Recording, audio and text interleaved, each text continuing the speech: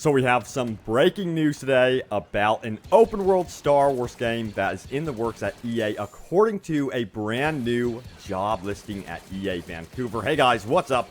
Robbie here with Star Wars HQ, and I know a lot of us are dying for an open world Star Wars game, but guys, it seems like it's actually happening. You know, a lot of us wondered what happened to the team over at Visceral Games. You know, they were working on that linear-based Star Wars project that was eventually canceled. The studio was shut down.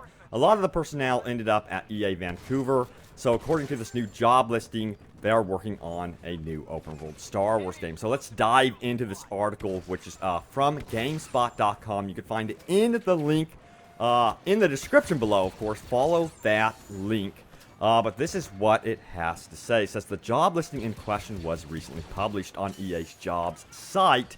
It's for the position of lead online engineer at Burn Bay at EA's Vancouver studio, and it makes no attempt to hide what applicants will be working on. The opening sentence reads this: lead a team to deliver online features for a Star Wars open world project, end quote. So they mentioned there that this is going to be an online open world Star Wars game as well, it seems. So that is also very big news there. Of course, you know, previously there was a lot of controversy that it seems like they're not interested in single-player games anymore and all that stuff. It sounds like that they are really wanting to go after the live service games lately. You know, Star Wars Battlefront 2 in the next year or two. Even after the new progression update is really heading in that direction. It always has been, of course. Now, it does mention this. It says there are references to the game being multi-platform, which of course is no surprise. And then the requirements for the job is to have experience implementing online features such as matchmaking, asynchronous interactions, live services, server host migration, and more. Now, the executive vice president of EA Worldwide Studios, Patrick Soderland, said this previously. He said, our Visceral Studio has been developing an action adventure title set in the Star Wars universe. And he's speaking, of course, about the cancellation of that project. He says, in its current form, it was shaping up to be a story-based linear adventure game.